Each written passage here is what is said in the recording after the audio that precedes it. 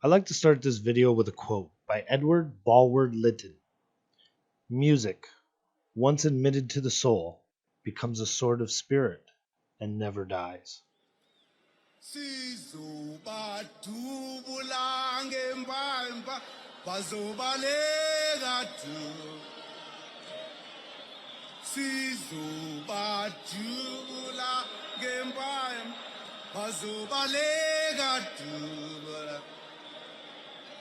Uliphul sizokushaya uzotshutshulwa uliphuno sizokushaya uzobaleka. One of the major reasons is the creating of a political climate through which these type of attacks are romanticized. So we find negative stereotyping by the South African government. We find them making all kinds of atrocious statements on public TV networks and international networks and so forth. We find leaders, the most influential politicians in South Africa, going on public platforms, going to political rallies and then singing songs about murdering white people or about murdering farmers and so forth. I find it very troubling how genocide can exist, especially considering that the international community places such emphasis on pluralism. Bing defines pluralism as a condition or system in which two or more states, groups, principles, or sources of authority coexist. Oddly enough, the institutional definition of pluralism is an ethic of respect for diversity. It's really surprising that the Center for Global Pluralism wouldn't be represented in South Africa attempting to influence governments to stop this chaos, especially considering South Africa is a partner to the institution. There's another way to look at our differences. What a wonderful, liberating thing it would be if more of us, more of the time, could see diversity not as a burden, but as a blessing, not as a threat, but as an opportunity. I believe this changing attitude towards diversity is now happening in Africa. This campaign or this strategy, which they call the National Democratic Revolution. And it's very important to understand what the National Democratic Revolution is, to be able to understand what's happening in South Africa. People who share a common humanity. It means committing ourselves to an ethic of pluralism. I believe that social progress will require quality inputs from all three sectors: public, private, and civil society.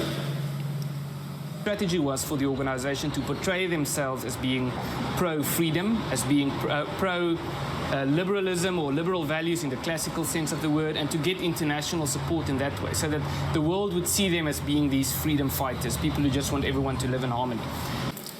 We are now active in 13 African countries in fields ranging from health and education to travel and hospitality, from food and clothing companies to banking and finance, media and culture. And the strategy then was to get this international support, to use this to come to power, and then to use the state apparatus to further the goals of the revolution. That's the terminology they use. I refer to the ability of African peoples and their leaders to strengthen the institutions of civil society. By civil society, I mean that range of social activity that does not stem from private business organizations, nor from governmental authority. The institutions of civil society are motivated rather by voluntary energies. But we've seen in the last few years that these attacks have increased. We know that in the last about 2 decades, according to government statistics, there's been about, on average, about 2 farm attacks every day and about 2 farm murders every week for a period stretching about 2 decades. And we've seen for the last 5 years that it's been increasing. And just looking at last year, for example, and the year before, almost 20% of the people who are murdered are tortured as well. And they are the most extreme methods of torture that you find in these attacks. Civil society, that is the difference maker. It not only complements the work of the private and public sectors, it can often help complete that work. Similarly, there is a great deal that leaders in the business sector and in government can do to strengthen the work of civil society, to help provide civil society with what I have called an enabling environment.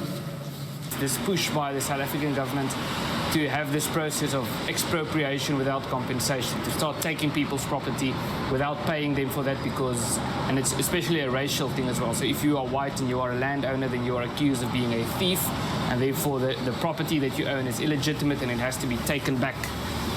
I refer to the fear we often have that our environment will be controlled by others, to the point where we distance ourselves from potential worthy partners. This difference can extend to people of different ethnic groups, different tribes, different nationalities, different religious traditions. It can also extend to people with different political or economic loyalties. And the frequent result is a fragmenting of society, a breakdown of cooperation, an undercurrent of fear, and even a paralyzing polarization in our public life. It can be a distinctly disabling environment.